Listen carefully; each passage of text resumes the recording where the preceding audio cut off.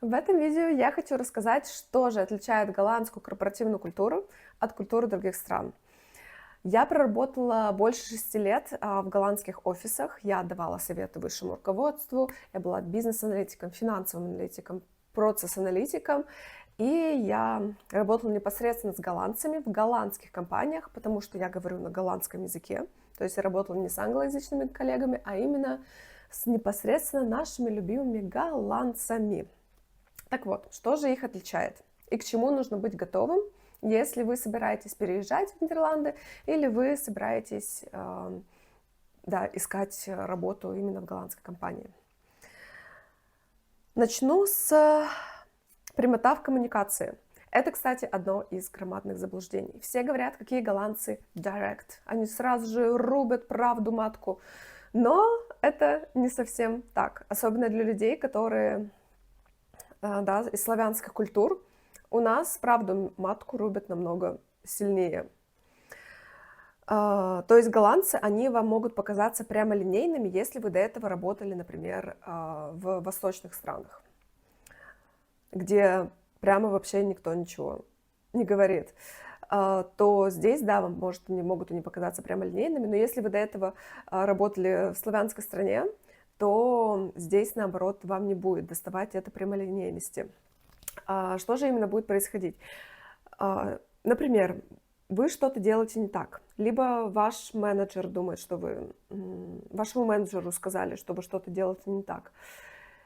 И вместо того, чтобы сказать вам напрямую, да, или спросить вас: «Хай, а почему ты делаешь именно вот эту работу таким образом? Почему ты, например, не делаешь ее по-другому?» Человек к вам так не подойдет, не скажет, но он подойдет к вашему менеджеру, скажет вашему менеджеру. Ваш менеджер вам это тоже не скажет, но когда у вас будет evaluation review, а evaluation review у вас будет каждые 6 месяцев, то тогда, через какой-то промежуток времени, он вам это припомнит. А почему сразу нельзя было сказать?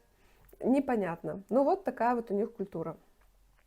То есть они тут накопят фидбэк, вместо того, чтобы сразу же прояснить ситуацию, они вам его скажут только на вашем evaluation review.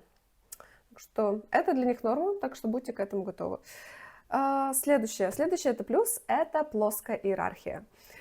Иерархия здесь у нас горизонтальная, и поэтому вы не будете видеть большой разницы между CEO, CFO и Client Service Employee.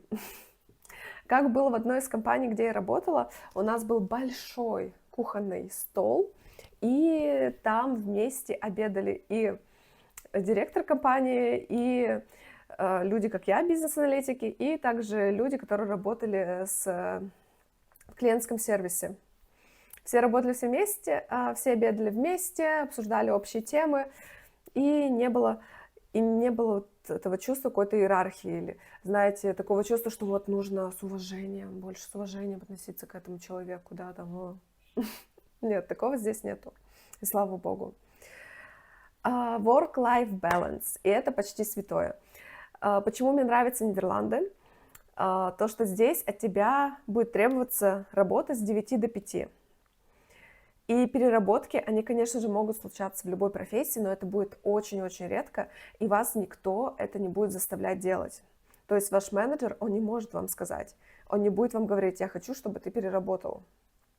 Менеджер голландец. Я знаю, что есть менеджеры из других стран, тогда они могут вам сказать, что они хотят, чтобы вы переработали, но менеджер голландец не будет вам такого говорить. И своему менеджеру голландцу, если вы, например, чувствуете, что у вас слишком много проектов, и он вам говорит: вот сделай, пожалуйста, еще вот это, ты можешь сказать: окей, тогда помоги мне расставить приоритеты, у меня не хватит на все времени.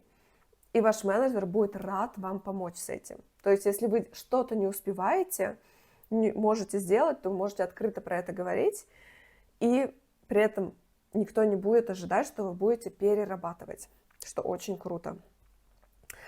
Следующее – это очень много планирования. Когда вы придете в голландский офис, вы увидите, что у ваших коллег просто их календарь, да, Gmail-календарь, он просто заполнен встречами. Постоянные встречи там со своими коллегами, с другими коллегами, с менеджерами, обсуждение проектов. И вот тебе кажется, у меня такое было, у нас были одинаковые позиции с моим коллегой, я бизнес-аналитик, он бизнес-аналитик, но он постоянно с кем-то встречался, что-то обсуждал, а я больше привыкла к самостоятельности, работать одна. Мне это было сложно, и при этом нужно самой еще инициировать вот эти вот все встречи и обсуждения. Поэтому да, будьте готовы к этому. Что еще интересного? Про встречи. Хочу рассказать про такой важный навык, про stakeholder management. Когда у вас будут какие-то проекты вашей роттердамской, голландской корпорации, то будьте готовы к тому, что ваши проекты вы должны обсуждать со всеми коллегами, а именно со всеми менеджерами всех отделений.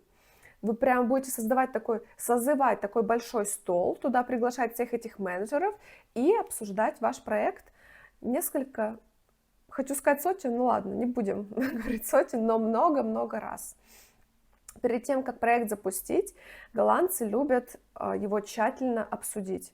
При этом никто ни на кого не будет давить, что нужно быстрее, быстрее, быстрее, быстрее. Казалось бы, короткий проект, но его растягивают обсуждения даже до старта проекта по полгода, потому что нужно все обсудить, все взвесить за и против, очень долго с друг другом совещаться, услышать мнение каждого человека, услышать его фидбэк, сказать: да, я понимаю, как вы думаете, как будет лучше. Ага, вот так каждого услышать, прописать на листочке, записать, и уже потом, через полгода, когда будет окончательное решение по проекту, его начать реализовывать.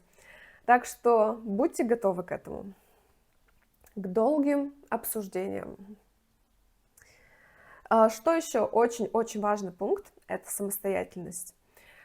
Когда у вас будет собеседование в голландскую компанию, нанимающий менеджер будет искать человека, который самостоятельный. Потому что никто не хочет брать, даже если человек с университета, только что закончил, никогда не работал, никто не хочет брать человека, которому нужно будет 1000 раз все объяснять, с которым нужно будет вместе сидеть 1000 часов. То есть очень важно показать то, что вы fast learner, то, что вы можете быстро учиться, да, если у вас нету опыта работы, нужно показать то, что вот вы в университете хорошо учились, то есть вы там, может, какую-то стипендию выиграли, да, вы быстро соображаете, вы умеете работать с Excel, считать данные, а это важно для любой корпоративной работы, важно работать с Excel, для любой, какая бы у вас функция ни была, с Excel это вот must have. Поэтому очень важно показывать на собеседовании, что вы самостоятельный сотрудник, и во время работы также показывать, что вы самостоятельный. И нужно, да, конечно, нужно будет, у вас раз в неделю будут чекапы с вашим менеджером по полчаса либо по часу, и вот тогда вы можете, да, создавать список вопросов, и во время вот этих время этих встреч все задавать ему все вопросы. Но если вы будете его в течение недели постоянно присылать сообщения, да, в Slack либо в вашем там каком-то мессенджере, спрашивать, а как, то это будет раздражать и отвлекать. Что еще сюда входит в самостоятельность сотрудников? Очень важны сотрудники, которые инициируют что-то новое. То есть он заметил, вот здесь вот есть какая-то проблема, вот здесь вот можно улучшить какой-то процесс, и он это обсуждает. Но он при этом не напористо, да, вот так вот, я думаю, так будет 100% лучше, а он это обсуждает. С кем? Со своим менеджером. Всегда все нужно спрашивать у своего менеджера перед тем, как вы что-то меняете. Причем спрашивать его очень вежливо, говорить: вот я заметил такую проблему, вот предлагаю ее решить так, а как вы думаете, Петр Иванович? Хочу сказать, но здесь нету Петров Ивановичей. Как ты думаешь, Анжелика? Да? Ну, вот ты так думаешь? Ну, хорошо. Если Анжелика говорит: нет, это фигня полная, что ты предлагаешь, такое: да, хорошо, и все. И важно отпускать. Да, вот вы хотите что-то улучшить, да, 100% знаете, что это улучшит, да, процесс, но если ваш менеджер, да, Анжелика, говорит, что нет, не надо, то вы никогда не спорьте с менеджером.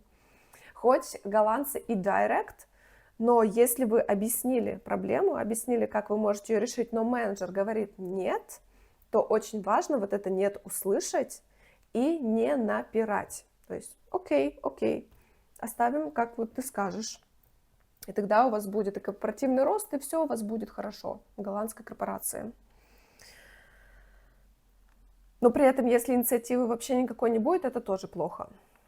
Что еще подразумевается под инициативой? Например, у вас какой-то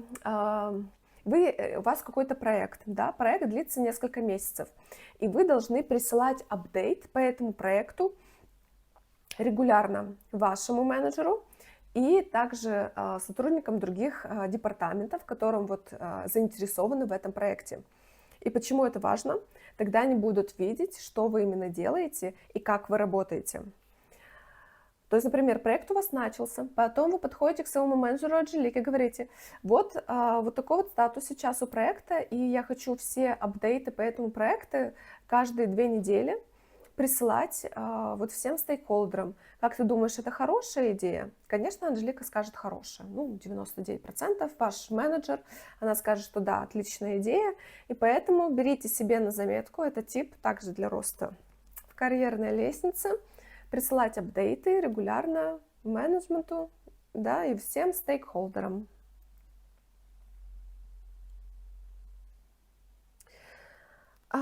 Что еще важно? Я говорила про work-life balance. Чаще всего здесь в офисах работают с 9 до 5, и это 2 раза в неделю в офисе, 3 раза в неделю из дома. В основном, да, в большинстве компаний это так. Но если вот вы в эти вот 2 раза в неделю из офиса вы приходите позже, уходите раньше, это тоже приветствоваться не будет. Это будет вас понижать по карьерной лестнице. Поэтому, конечно, случаи бывают разные, но все нужно обсуждать с менеджером. Поэтому старайтесь вовремя приходить на работу, да, к 9 и вовремя уходить. И здесь еще, кстати, смешно, вы будете замечать, как ваши коллеги уже такие так... 4:57, такие уже все сложились, да, там телефончик убрали, все подготовили, если пили чай, кружечку унесли, и в 5:00 лэптоп закрыли, и их все, вы в 5:01 обернулись, у вас офис пустой. Вот так вот, голландские коллеги, они вот так вот исчезают с работы. Поэтому берите у них пример, это time efficiency, да, быстрее ушел, быстрее домой пришел. Пишите мне, какие у вас были интересные случаи в вашей голландском офисе. И если вы сейчас находитесь в поиске работы, либо хотите поменять работу, добавляйтесь ко мне в Instagram, ссылочка будет в описании, и записывайтесь на персональную консультацию. Буду рада всем помочь.